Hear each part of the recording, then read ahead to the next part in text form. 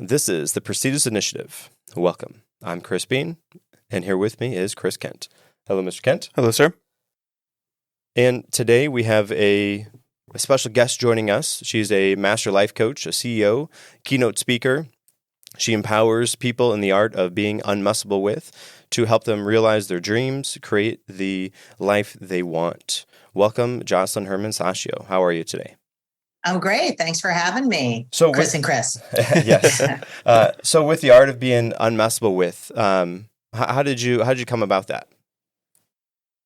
Well, let's see. The first glimpse that I ever had of what I'm calling unmessable withness, which is not a real word, but getting there, was when I was 11. And it really was my mother, because my parents were separated and they were going to get divorced. And my mother was very much a victim in the situation. My father had cheated on her a bunch of times. And it was sort of like he was the bad guy. She was the weak, victim. And she did a transformative seminar and came out of that thing like completely unrecognizable. She was able to create a job and an apartment, and anything she said, she was able to fulfill on and create. And to me, I was like, okay, whatever that is, like, she is now not a victim of anything. She's able to have a vision and fulfill it no matter what. So that was my first glimpse of it. And then later on, when I was in my early 20s, a mentor of mine said something on a call and I latched onto it. He said, well, you're just messable with. And I was like, okay, that's it. Unmessable with is the space that I've been pointing to and didn't have a word for. So that's the birth of the name. Okay, very good. And was that Richard Condon? It was. Yeah. Okay. Good. Very good. So, being unmessable with, is that a one and done type of thing? Is it a continual, ongoing activity? And if it is a continual thing, what are perhaps some daily habits or practices that would help to facilitate that continuation? Yeah, it's definitely not a one and done. And it's not like, people sometimes have a misunderstanding of what I mean by it, because they think it means being tough or being impervious to your emotions, or people can't get to you or something. That's really not what it is. It's just that ability to shift from reacting, which everybody does, to creation, being able to fulfill on your vision, your dream, your raison d'etre. It's an ongoing process. It's like a muscle. So it's kind of like, is brushing your teeth a one and done? Probably not. If you want to have clean teeth, you want to brush them every day. So I work with people to quicker and quicker get out of that mode of being reactivated. Whatever reaction you have, whether it's irritated or annoyed or being stopped or thwarted, and being able to fulfill on what you really want to create in a relationship or in your business or in the world, in your community. So being able to shift from reacting to a new path that you created, and in many times pre-created, so that you had a place to go to when you caught yourself in a messable with moment. Does that sort of answer your question? Yeah, so you have like a pre-programmed response when things go wrong, because often every day they will go wrong, and to have an idea of what to do when inevitably that happens would be much better than being reactive to what happens and being on the flow or at the whim of whatever is going to happen and not knowing. Exactly. And it's not even like a response. It's more like a created space to come from, Chris. So I was just on the phone with one of my clients, and her husband had been away for like 5 days, and he came home, and the first thing that he said was something like, oh, you left the duvet out, or something like, something that for her occurred as a complaint, right? So in that moment, she gets messable with. She's like, he's always complaining, and he wasn't here, and I was busy, and all that stuff is reaction. And we all can relate to it, because people say things and do things, or stuff happens and we react. It's automatic. It's by default. So what we created as a new space to come from, because predictably, when he comes home from a trip, he's going to say something that's going to irritate her, right? So she pre-created being appreciative and patient, so that when she can catch the red flags of her getting irritated or annoyed, the tightness in the chest, the redness of the neck, whatever it is, she can catch herself before she goes too far down that road and come from a space. Okay, what would being patient and appreciative say right now versus what would being righteous and annoyed say right now. And so really this kind of sounds like almost you are setting intentional intentions as you go about different things for the day. Yeah, intentions and contexts. I think that's the critical part of it because, the context is decisive. And, what I mean by that is, if I hold my finger up and I say to you, okay, what is this in the context body part? You're going to say what? Not your finger. Your exactly. Finger. And it's not, there you go. If you're really going to get technical and, with terms, but yes, it's a finger. But if I change the context and I say, okay, number in the context, number, what is it? Well, it depends on what country you're in, but number one. Yes, exactly. And here's here, exactly. But if I say direction, all of a sudden you got an up. And so nothing's altered in reality. People are going to say whatever they say. Things are going to happen. The context decides on how you perceive that reality and how you respond to that reality.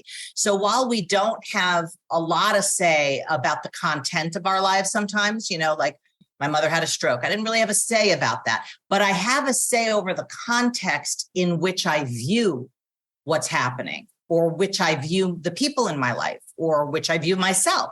So when you can become the author of the contexts inside of which you're functioning in your life, then you're the author of all of it because that gives you your view of people, yourself, circumstances, and it's your view of life that gives you your experience of life and the quality of life that you're living. I mean, if you have a view of life that everybody's out to get you, that gives you a particular flavor of life, which is probably not the kind of life you'd want, if you were to have a say over it. And you have a say over context. Yeah, I like the idea, the bigger idea behind that, or maybe even this is the bigger idea of another concept, but the idea that you can't always control what happens to you, but you control the way that you interact with it. And so like you're saying, instead of being reactive and emotional and giving into that immediately, controlling the way that you respond to things and controlling how you deal with the things that are given to you is huge, and this idea of unmessable with is not letting that stuff dictate the way that you react and the way that you feel, but rather you are going to take control of the situation. And I really like that because we even talk about that a lot between the two of us and just the way that you, the way that you interact with things. Cause you can't change what's going to happen, but you have control over how you respond to it. You do. And I'd love to substitute one word that you said a few times. So You said the word control, right? I would let that go because that's like this create. You can create how you respond through creating context because that goes up and out versus like, I'm going to control it. I'm going to suppress it. I'm going to, like that. So. I like that. Yeah. And that's even there. That's you creating and being in charge of that situation as well. Yeah. No, it's creation's the key. So most of my work with people is giving them the tools and strategies and muscle to shift from reaction to creation quickly, because you are going to react. Of course, things are going to happen. You're a human being. You have language and you can, take things personally and all that kind of stuff. You're not a machine. So things are going to hook you. The question is, how quickly can you get unhooked? So I guess in the process of creating or crafting that ideal response to those situations, sometimes, I would imagine your clients have set modes of go-to that they are in when X, Y, Z or whatever happens, or even they have to take situations out or remove themselves from situations that are happening in their lives, or habits that they're going through. Is there a time that, they get gently reintroduced into those things that have been taken out, or to deal with those feelings that have been crafted and put in a different box, so to say? Well, let me address a couple of things that you said. One thing is, yes, for sure, people have go-tos, right? They have brain patterns that have developed over time and sort of gotten grooved in. Like, if you just look for yourself, what's your go-to when you get reactivated? What's the automatic go-to? I know if I'm unfortunately the type of person, if I'm having an argument or something with somebody, I have to be right, and I often don't end until I'm seen as the person who's right. I Perfect. So that's like a overcompensating muscle. Let's put it that way. So you've been using that muscle for so long, it just goes there. It's like you'll talk about articles you read that you never read just to be right, like just to like prove your point. I get it. Like that's like a particular go-to. There are other people who have a go-to where they get sad or hurt or insulted or whatever it is, right? So those go-tos have a lot of muscle memory, as it were, right? So in order to intervene in sort of that grooved out path, it's just easier to go down that road. You have to actively and consciously and with a lot of discipline interrupt those brain patterns and create a new pathway. And it is like literally a neuronal pathway, but I call it like a road. So you have a road that has pavement and, it's so grooved in, it's just easier to go down. And then you have like sort of brush and branches and rock, and you've got to carve that road. So it takes something in the beginning to carve the road. And then at some point, there's a road there, and it gets easier and easier to shift your go-to, or at least catch your go-to quickly and shift over to that other mode. So that was the first part. Now I can't remember the second part that you asked me so that I can address it, because there was something else good. Yeah. So if they are in a situation where they are having to remove items. Yeah. No, I don't do that. Okay. I don't have them remove items. That's the whole point. See, you'd only have to remove an item if you're messable with. If you can develop being unmessable with, you could be with anyone under any circumstance at any time. Now, the caveat to that is obviously if they're in an abusive situation, you'd want to get out of that situation because it's dangerous. I'm talking two sides here, but in most situations, that's not the case. And my commitment is that people have an ability to be with anything and anyone. So I'd work on dismantling what's in the way of that versus removing the circumstance. Because again, it's not the circumstance. It's like the finger or the one. It's the context. And then your actions and perceptions are all given by the context. So you have a say over altering that context. It's only in language. It's not like this cup, it's not real like that. The circumstance might be real, but your relationship to it is malleable.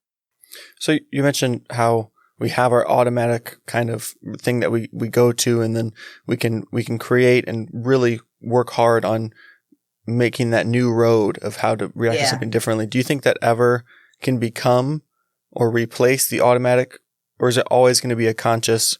We might have a certain reaction and then we have to switch over to it.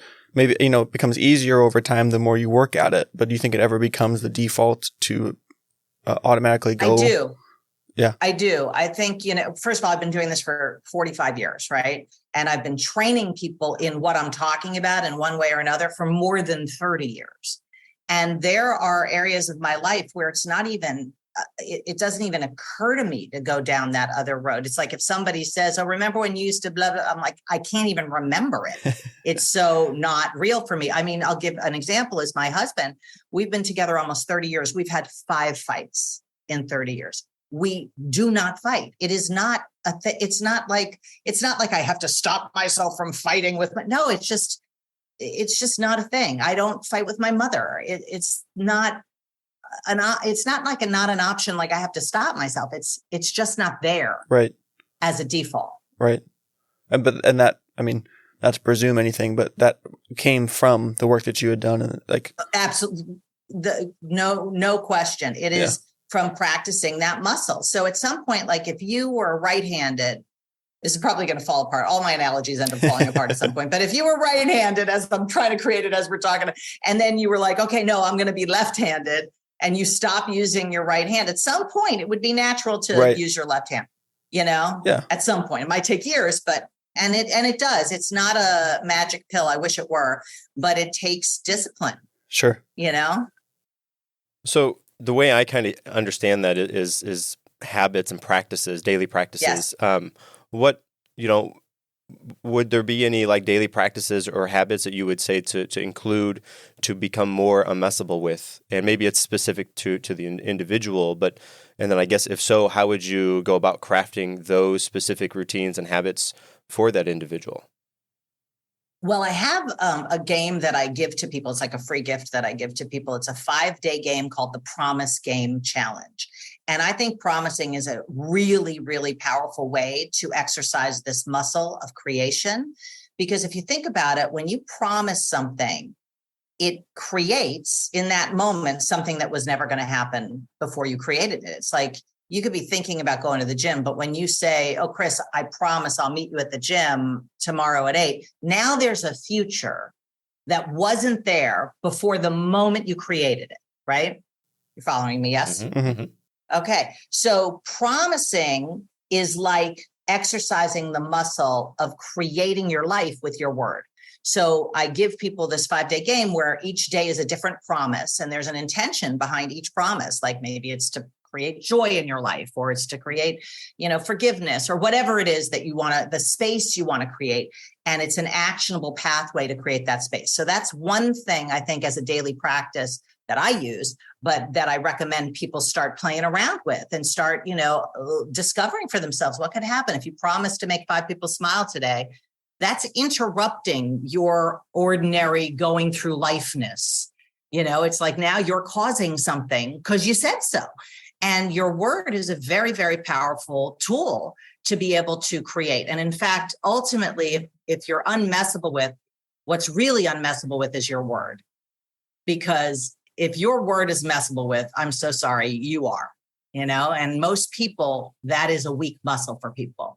So the other thing, well, first of all, any questions about that before I move to the next practice I recommend for people? Yeah. So I guess with that as a practice, you are having your clients, I would say, or anybody set a promise, and they can it would be like almost like a daily goal, essentially.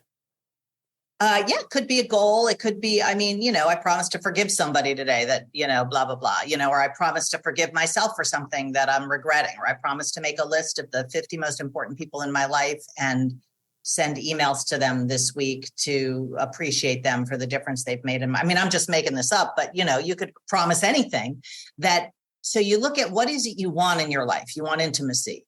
You want joy, you want, whatever people want, because that's where I start with people is like, what do you want? What's your vision? What's your calling, your dream? What is it that you really want? And now what's going to get them there is number one, obviously producing results that are consistent with that. But number two, it's a place you're coming from. So these promises are a way of crafting the space you're coming from, so that it's not something you're getting to. It's like there right now, and it's there in the future if you take actions consistent with what you're creating. That was a lot of words, I think, what I just said. But makes sense. Yes, that was good. Maybe this is derailing a little bit, but let's say you come across somebody who feels like they're already, they feel like they are already unmessable with. How would you go about trying to discover things that might still stand in their way? Well, and maybe that confidence is already one of the things, is that, they think that they're already in that position when really they're not. So again, just how would you? I never met anybody like that. So I work with really successful people. I work with all kinds of people, but I work with, billionaires, CEOs, and everybody has something that messes with them, whether it's a person or, limiting belief or some, view that you have of the people that work with you or whatever it is. Everybody's got stuff that messes with them. So, the people who are like, well, I'm already unmessable with, probably don't come talk to me, because that's not who I would work with. Right. But there's always the next level. So I work with people that there's nothing wrong, like in their companies or in their families, but what's the next space that they want to create? Because every creation has a shelf life. I'm sure for you guys, when you created this show, I don't know, how long have you been doing this show? This will be episode 27, 28? 28. So 28 weeks. We started this one at the beginning of January.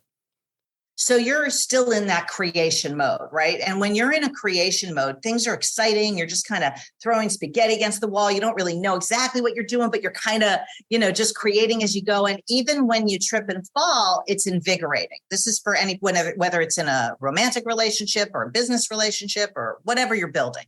Then at some point, and this is to speak to those people that you were talking about just before, Chris, right? At some point, what you create shifts from creation mode to management. And now you're no longer creating and, that whole open space. It's now, okay, I got to now manage what I've created and make sure that this survives and doesn't, go into entropy or something. So that becomes a very different mode. And most successful people are very, very good at reacting to what's happening. So if you look at anybody who's really effective or successful, they're good at dealing with what life is throwing at them. They put out that fire, they deal with that emergency, whatever. But that's a very different space than the magic of creation. And that magic doesn't exist when you're in management mode. So a lot of those people that are, they've reached a certain point, I work with them to shift the space so that they're able to maintain what they've created, but shift it back over to creation mode. So even what they're doing that might be the normal day-to-day has that element of creation to it. Gotcha. Yeah. Okay. Very good. Yeah. Habits. I find habits and practices to be kind of the road, as you said, that to travel down in order for people to get to their goals, or and even for goals, I realize goals are two kind of modes where you have kind of what I would refer to, or most people refer to, as a SMART goal. But to me, that's an intermediary goal. And then you have an end goal, which is where you want to end up with life at. And I try to work backwards, starting with an end goal, and then, okay, what's a milestone to make it there? That would be your SMART goal. And then what are some daily habits and practices in order to actually make it to, and then you have a path, a road set out for you in order to actually achieve those things that you want. So for me, daily practices and habits are kind of a big part. They're critical, but here's the piece I add to it. So like, if you look at the work that I do in my calendar workshop with people, which is just a little thing that I did for my private clients, but everybody was dealing with this whole thing about having too much to do and, how am I going to get it all done, blah, blah, blah. So I created this thing where you have your calendar, you have your actions, but you create a context for each one. So then you're actually creating not only the space, but the content. So I have people go through their calendar and put everything in there, include, go to the gym. Okay, but why are you going to the gym? Well, what are you creating when you're going to the gym? Creating vitality, creating longevity, whatever people create. And I have them put that in their calendar so that the calendar is not just a to-do list. It's a to-be list, as well as a to-do list. Like, what is that action fulfilling on? Then it would almost turn into not only your calendar, but it would turn into your values. And then that would be helping to drive and give you meaning behind why you're doing whatever it is that you're doing. Completely. In fact, I think I call the thing, your calendar is your creation. And when you're creating your calendar, you're creating your life, because where else does your life exist other than in your calendar? I mean, if you're somebody that uses your calendar, which I think anybody who doesn't better start, because keeping your stuff up here, this is where your reasons are. This is where your fears are. Why would you keep anything up here? Well, and David Allen says that your brain is really good for having ideas, not for holding ideas. Yes, very good. Yep, I concur. Yes. So, we kind of talked about creating change, behavioral change in a person. If you had to sum it up to one or two things that actually is the catalyst for that creative, or that change in the person, what would those items be to you? I mean, I hate to sound like a broken record, but I think altering the context. If somebody's the author, most people are not the author of the context they're functioning in. Most people are in a default context and they don't even see it, because it's like, you don't really see body part when I hold up my finger. You just see the finger. So what's in the background is shaping and giving you your relationship to life and how you experience it, how you, your moods, your feelings, your, what you think is possible, what isn't possible. Your whole life is given by what's in the background, but we don't really address it. So I think if somebody can be now the creator of those contexts, they actually have a say in who they end up being, what they end up doing, and the results that they end up producing. So I think that's the linchpin, your leverage point is developing the ability with your word. And again, that's why keeping your word is so, and honoring your word is so important, because if you can't go to the gym when you say you're going to go, how are you going to create intimacy in your marriage or doubling your business? It's the same modality as word, right? So being able to strengthen that muscle of word and then experience yourself as the creator of your contexts, because that will then produce results that are consistent with what you're creating versus consistent with what's just going to happen anyway. I see. So we talked a little bit about goals. When you are helping people reach their goals, you drill down and find out, what achieving the goal would allow them to do. And really that's the basis of them having the goal in the first place.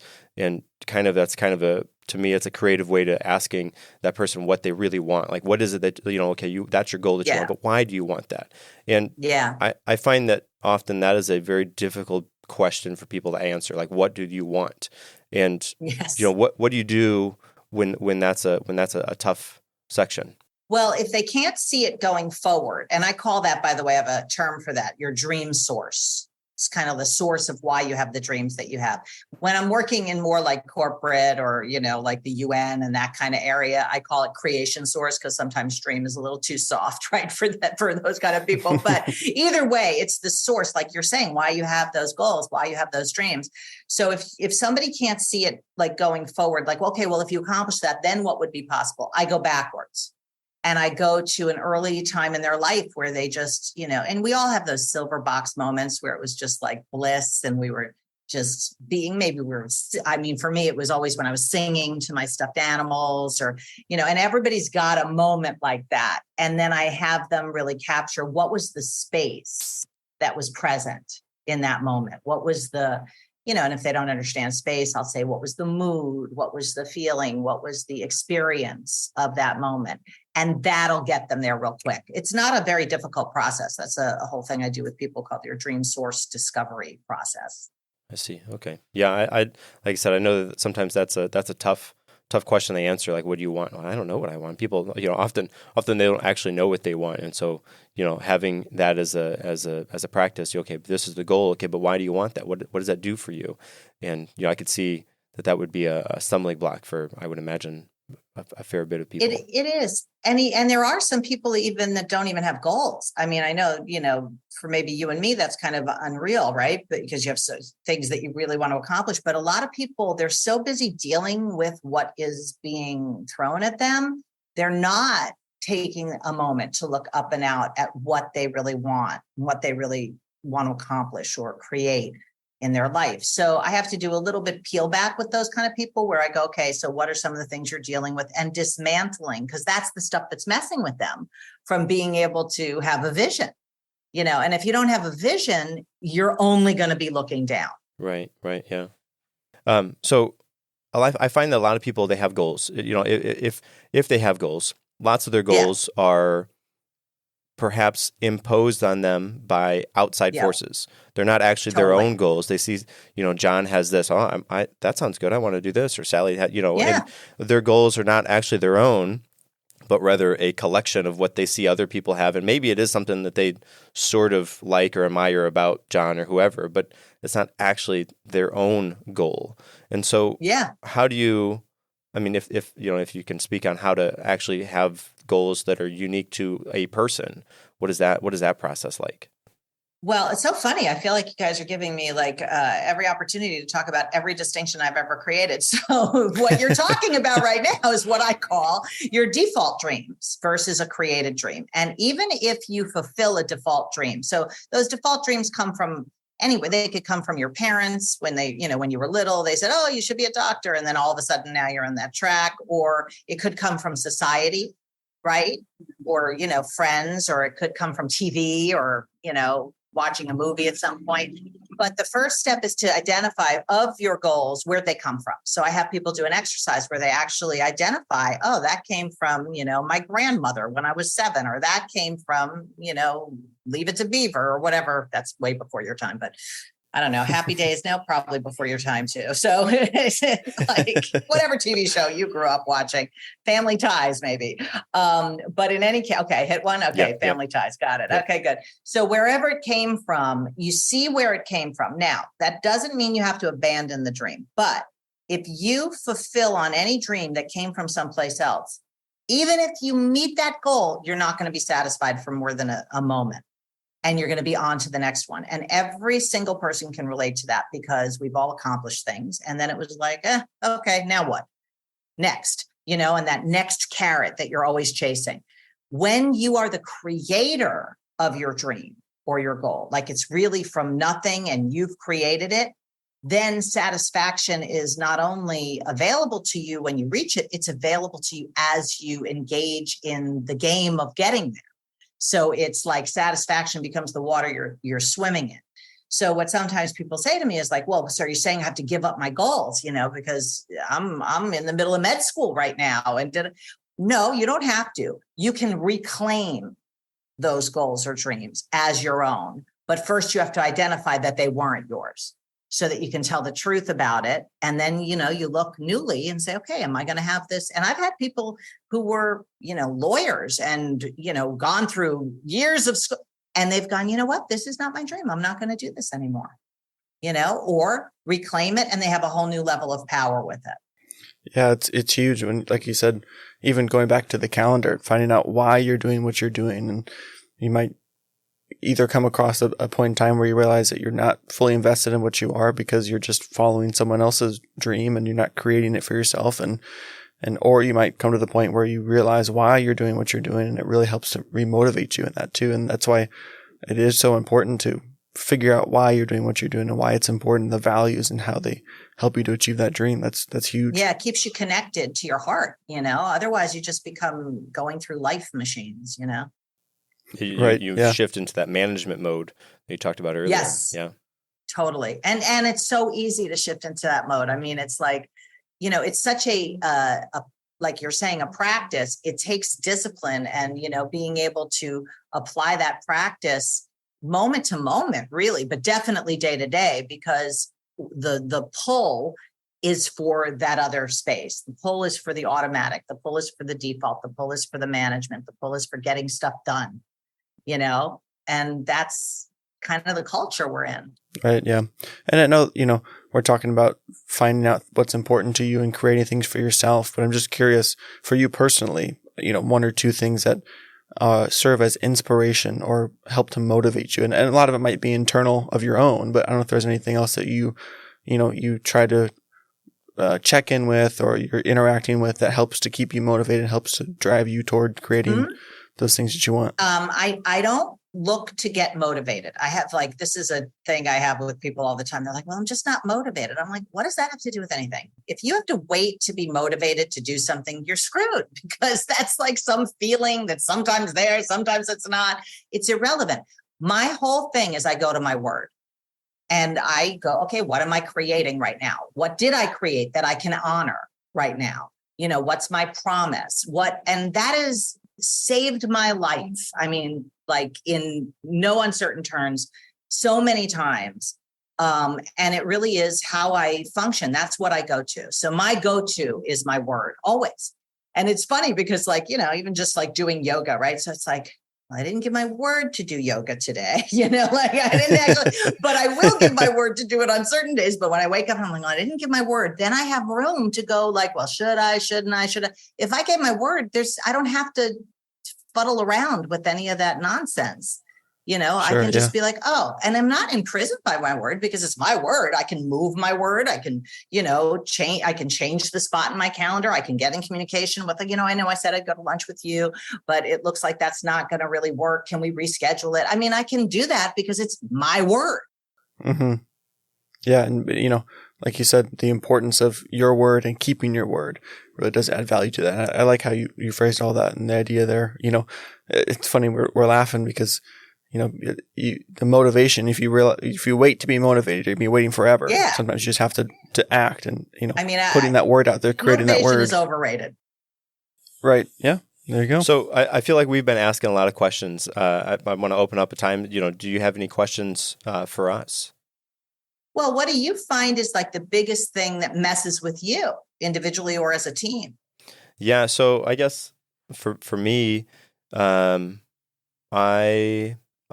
fall back to systems. And so I have a preset of systems kind of, I guess, along the lines of being unmessable with. And sometimes I feel like I am living and breathing in those systems, but I am going through the motions sometimes because I'm just following the system. I just, okay, this happens, I do this happens, I do that. And that's my own kind of systematizing, and sometimes I over systematize things. But I fall back onto those systems that I have. But sometimes I just go through the motions as opposed to being aware of what's going on sometimes around me.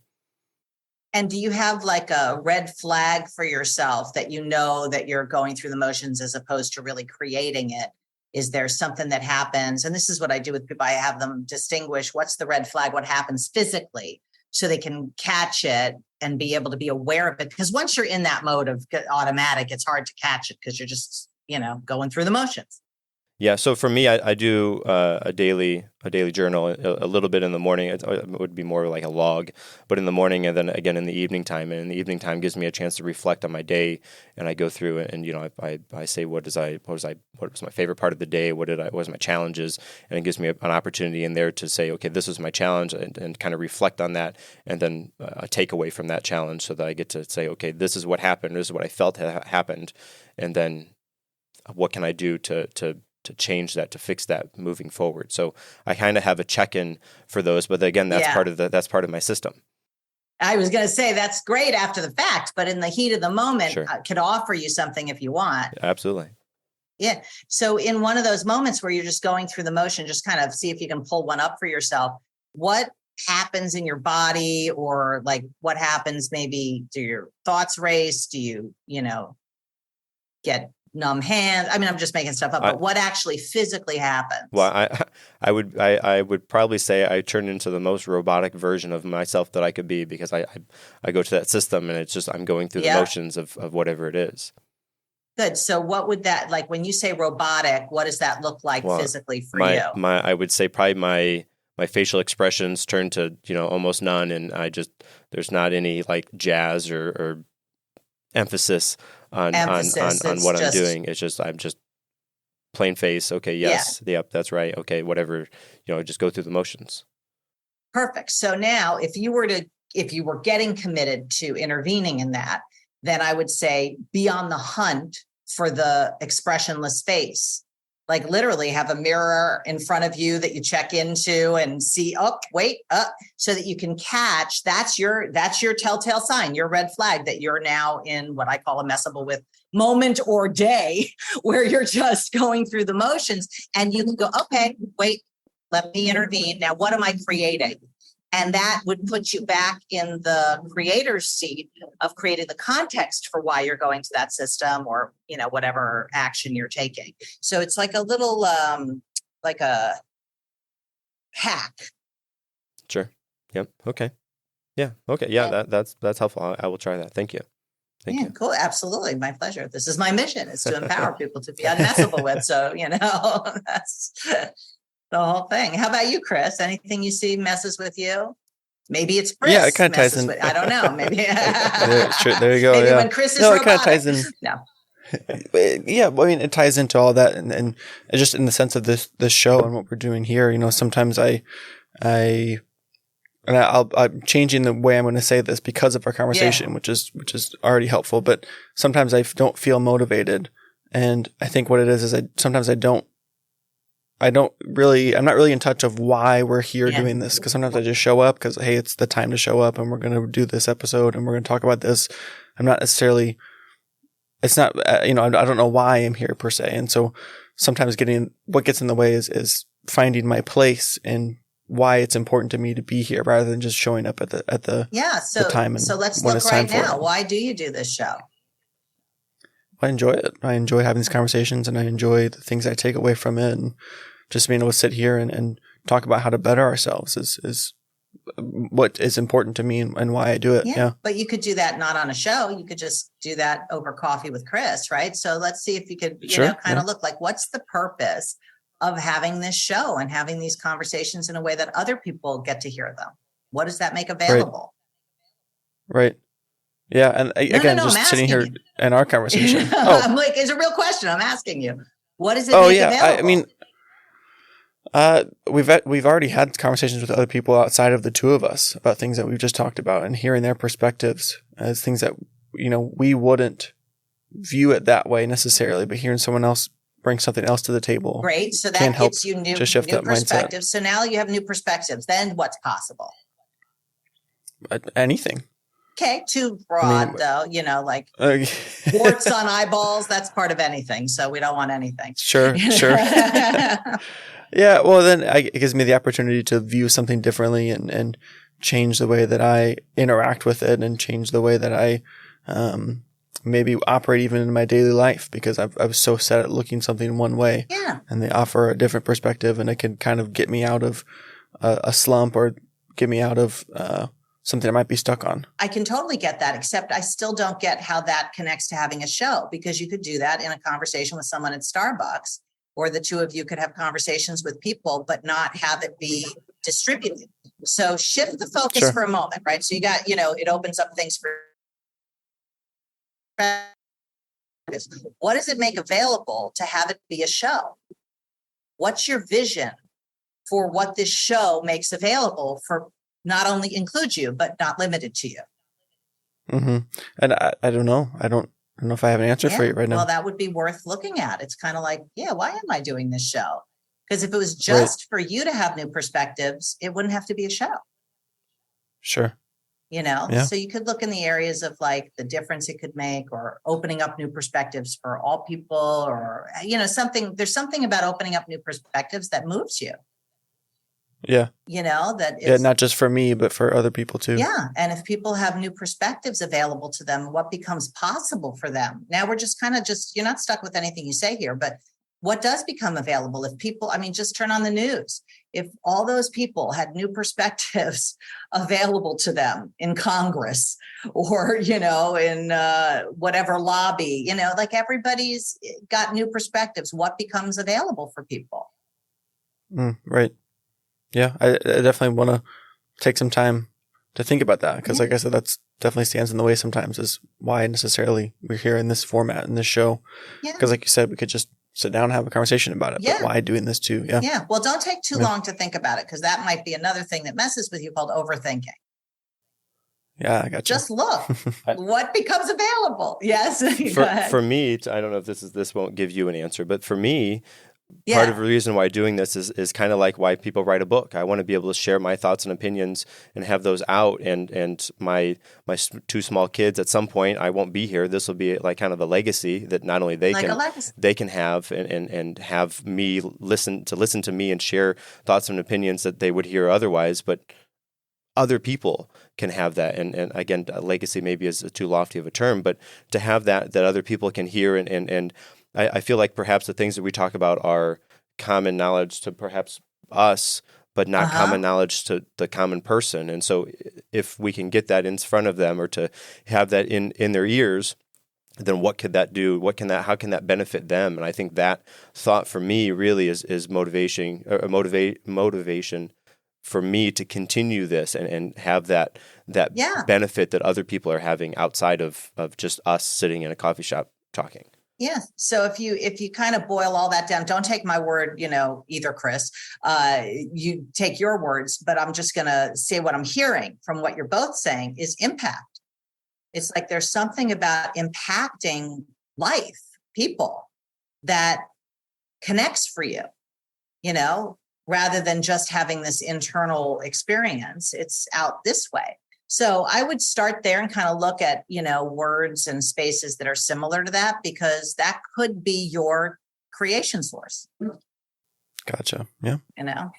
So to kind of wrap up, we talked about being unmessable with, and really the thing that we kept coming back to is the context. The context is so important to the things that are going on around you. And not only that, but the context, and then craft and create a purpose mode of being for whatever that situation brings up. And then as opposed to falling back on the normal path that's been beaten and walked down thousands of times, you walk your way through the thorns and the weeds in order to get to where you want to go, because you know where the other road leads you to.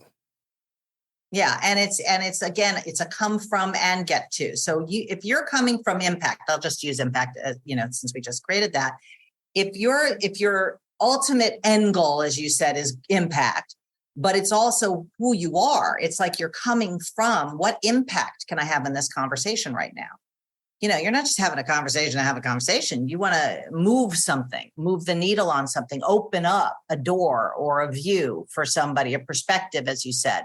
So if you're coming from that, your dream source is both fulfilled and unfulfilled at any given moment. So you're fulfilling on it right now through how you are acting and what you're doing, but you're also, it's there as a vision. Right. Yes. Yeah. So last question for you. Sure. We are getting ready to embark on a 6-part conversation about effective communication, where we talk about active listening, being clear and concise, nonverbal communication, emotional intelligence, conflict resolution. If you had to give us another idea for being an effective communicator, what would you have to say for that? Make requests. Most people suck at making requests. They literally they think they're making requests, but they say things like, I could really use a raise. That's not a request, or, oh, my back hurts. That's not a request. It's like, will you give me a 10-minute back rub? That is a request that somebody could actually act on. So unless it's specific and actionable and in time, it's not a real request. And what I found is a lot of people are really not good at making requests of people, and they're also not good at not having to do it all.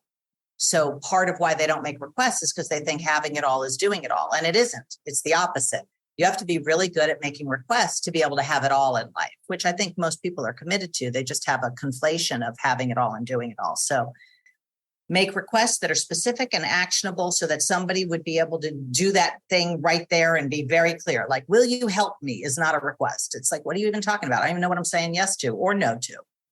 Understood. Yes. Very good. So, Josselyne, where can our listeners find more about you at? You can go to my website, which is beunmessablewith.com. And there's tons of resources there, both free and, paid stuff, but there's a lot of material there. You can sign up for my newsletter and get free tips and strategies on how to be unmessable with, and recordings of podcasts and, whatever would support people. Very good. And then do you have any final notes or things you want to end with? No, just thank you so much for the opportunity to, create this with you. It's my passion. I love it so much. And it really is about the difference that it can make for people and being able to fulfill their dreams now, not someday, but live the life of their dreams. Yes. Yes. Yeah. Well, thank you for joining us. It's been impactful for sure. Excellent. Well, thanks for joining us. Until next time, be prestigious.